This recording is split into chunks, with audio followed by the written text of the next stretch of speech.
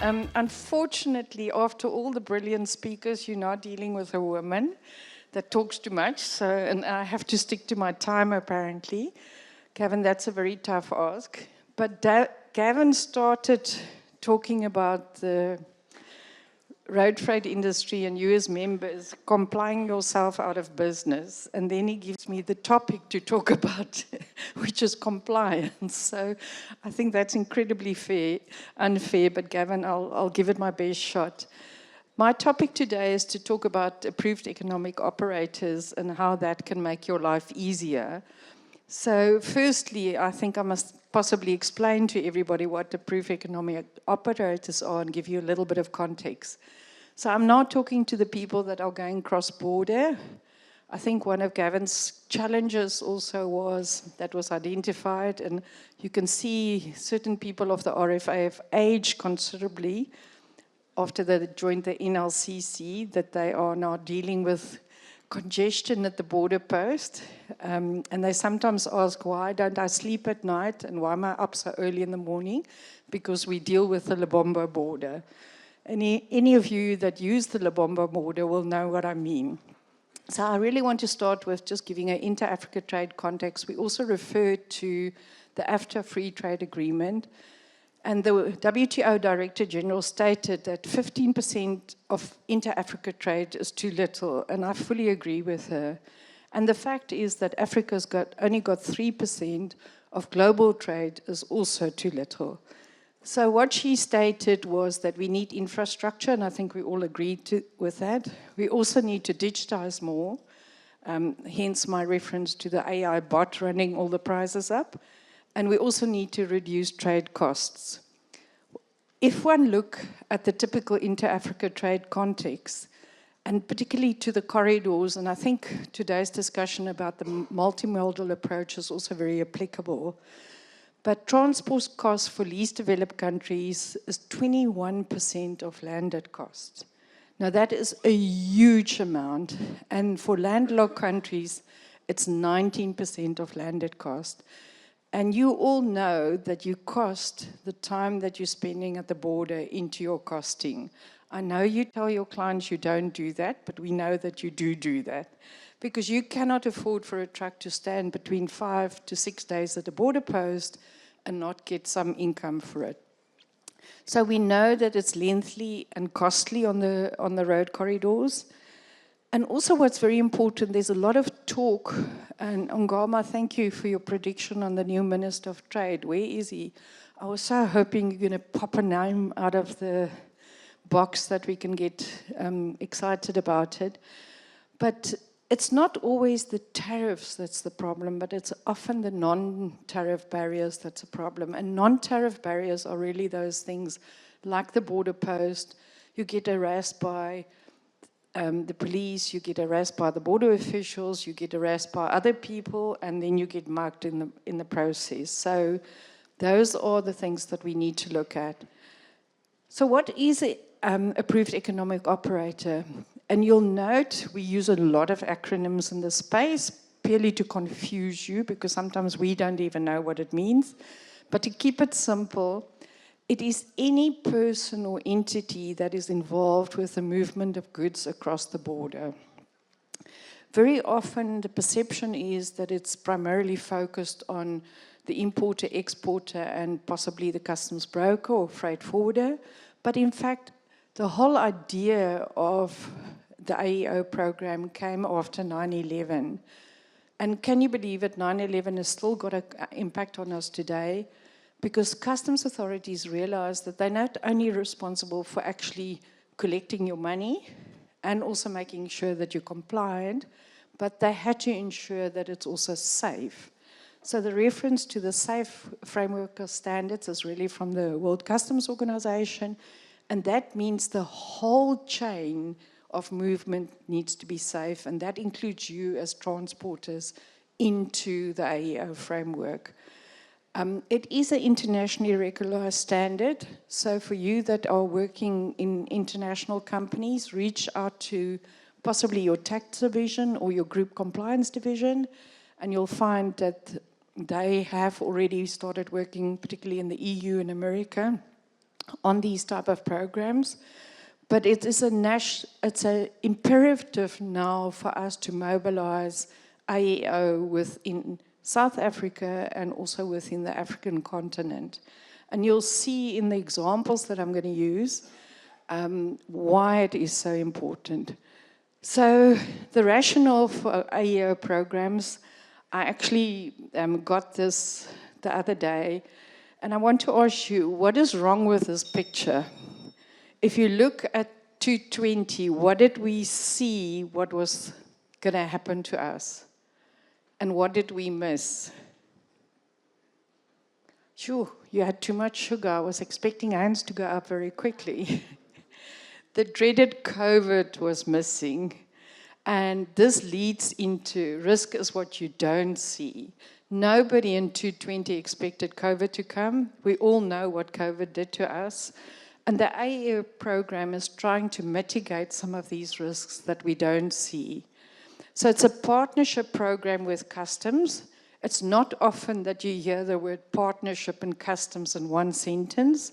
And the main aim of the program is really to ensure trade facilitation, which means your truck doesn't have to sit at the border for 5 days. It should actually go through in real time, but then add the security element to it. And in order to secure this is a self-evaluation process, which is also quite nice. It's like your tax return. You know you can lie on your tax return. You just hope you don't get caught. Not recommended. So it's a process where you submit questionnaires. The customs authorities then use these questionnaires to evaluate, and they will then give you the accreditation. A lot of people, when they hear about it, are frightful and think, oh, but customs is going to come and scratch on my space.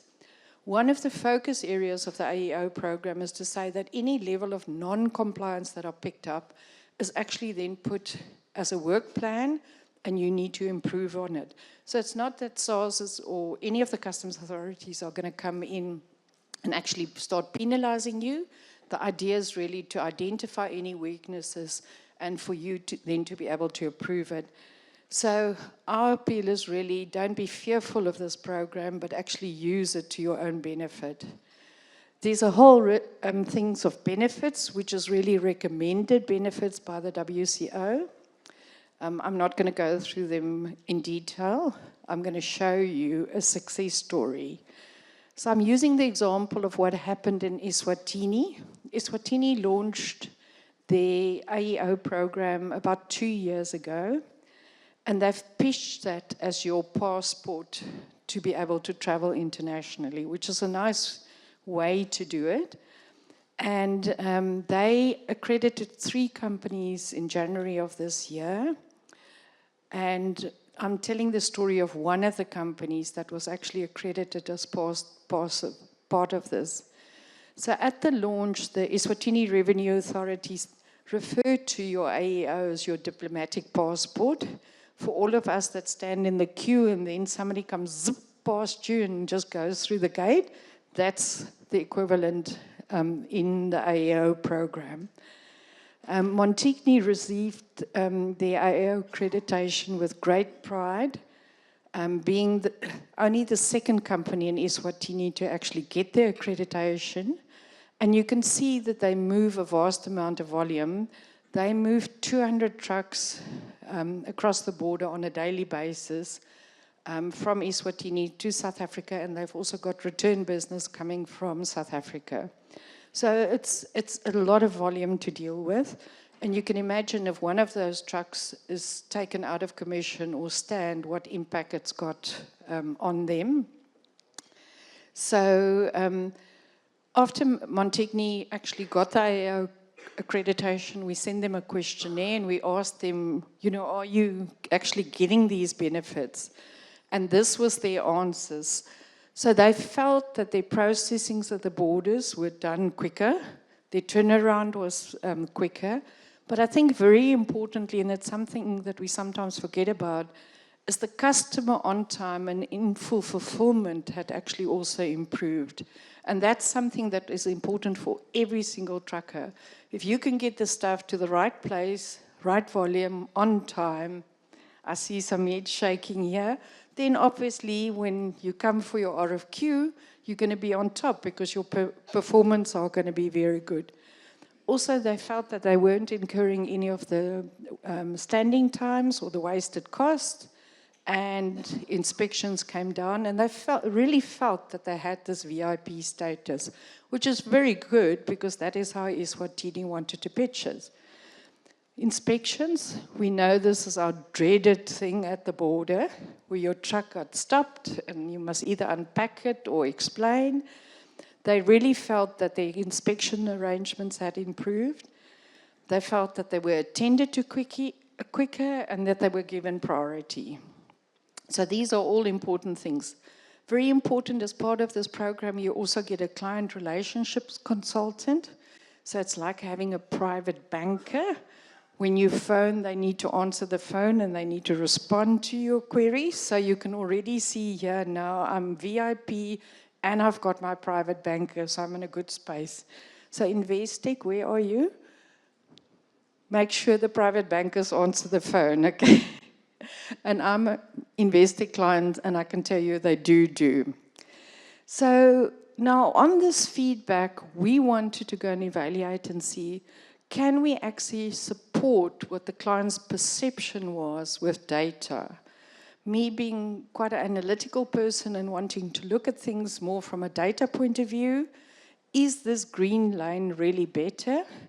And then very, very importantly, because you can imagine now what the idea is, any customs authority has got very little resources. So they don't want to put the resources on a compliant person. They actually want to move the resources to the non-compliant people and have more time to find the crooks and actually get them out of the system.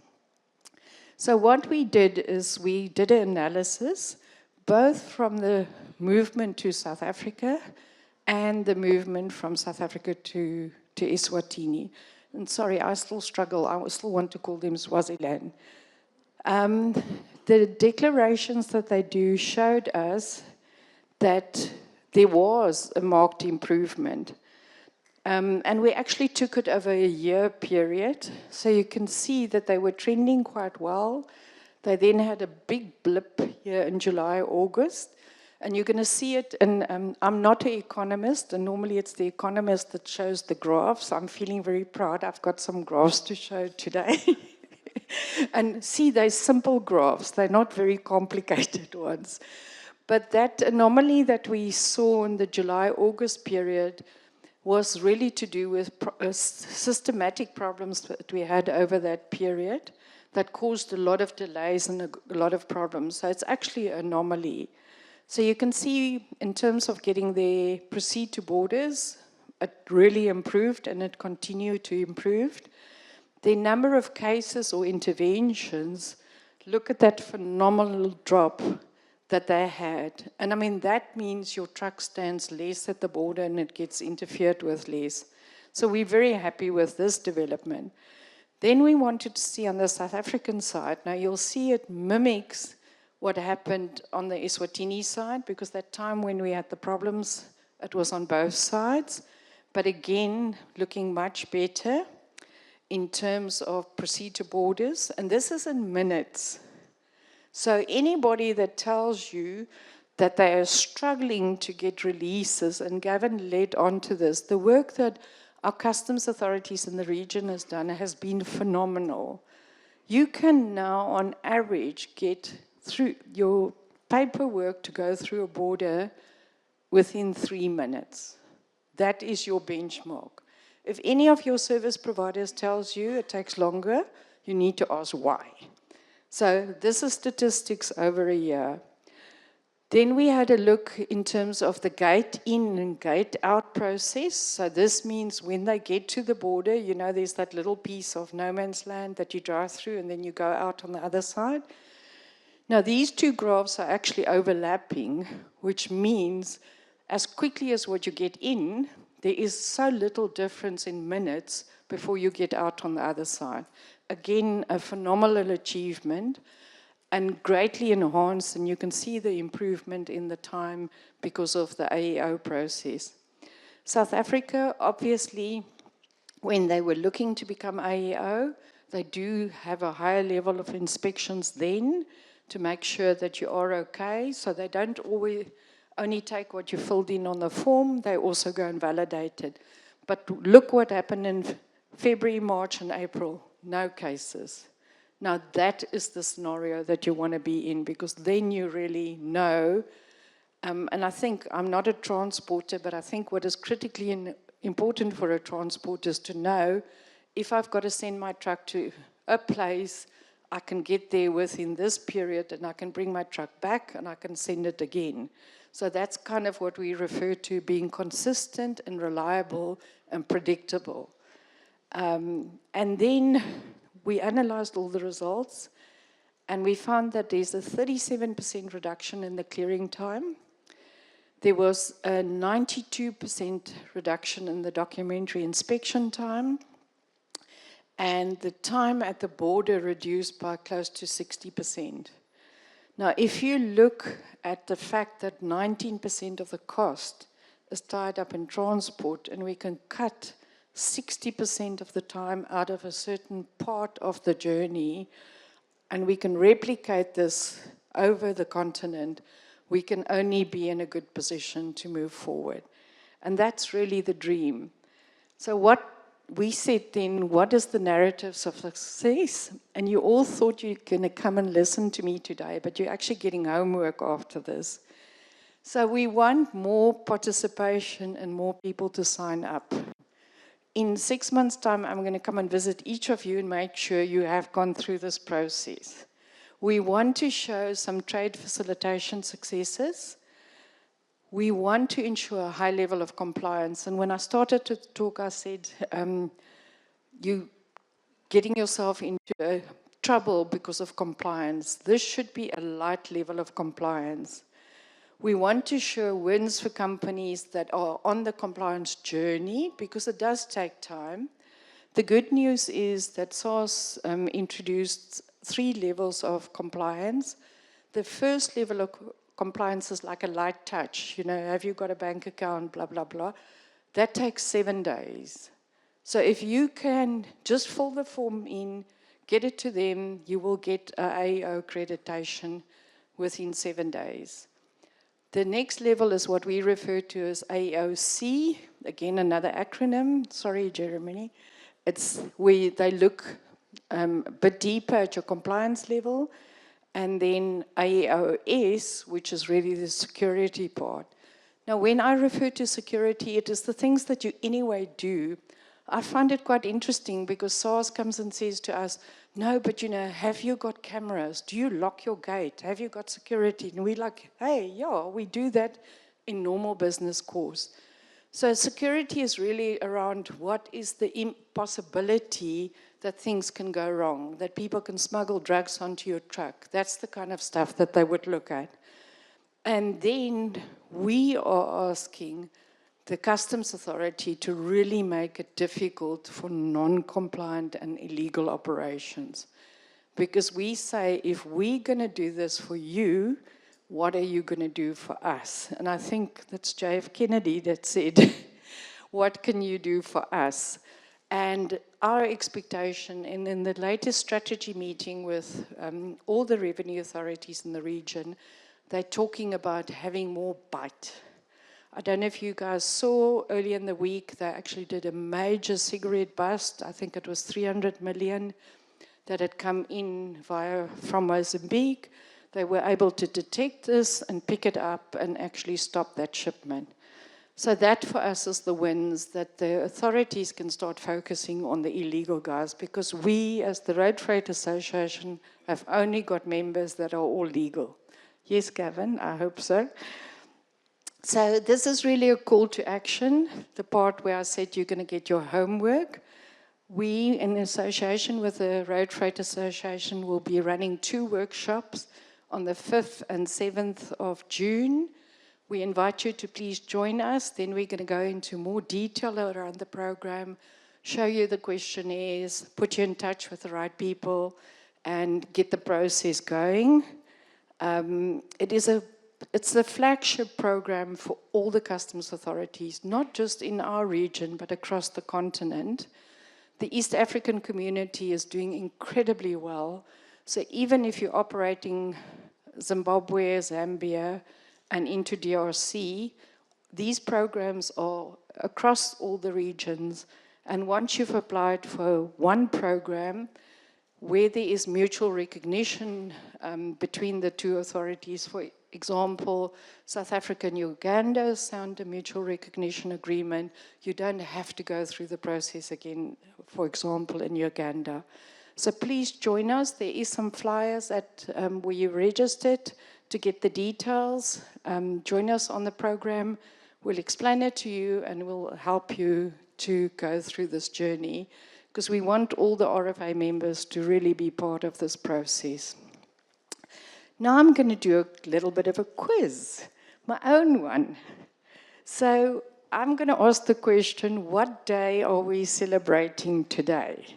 And sorry, there is I see some hands, but let's go to the next slide. So this is my suggested answers. And can I get a show of hands? See, us girls even understand rugby. So who believe that A is the right answer? Okay, I see a few hands. Who believe that the release of Star Wars is the right answer? Nobody.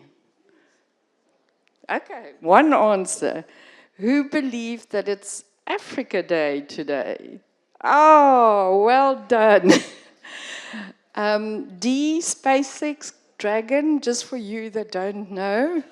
SpaceX Dragon was Elon Musk. It was the first commercial spaceship that docked in space. Who believe that's correct? Nobody. Oh. And I've got bad news for all of you, because actually all of the above is correct. So Star Wars was actually released for the first time today. The Sharks won last night, and SpaceX docked today. So for those, well done, Gavin. But it is Africa Day today. And because we live in Africa, and I love this continent so much, I wanted to share this day with you today, and we all need to celebrate. I think the economists and political advisors told us what's happening, but we've got our feet and our hearts in probably the most beautiful continent in the world. And even with all our troubles, every time I travel and I come back here, I say I'm home, and this is the best place in the world. So we're going to just share a little bit of that celebration with you today. And then I'll take some questions.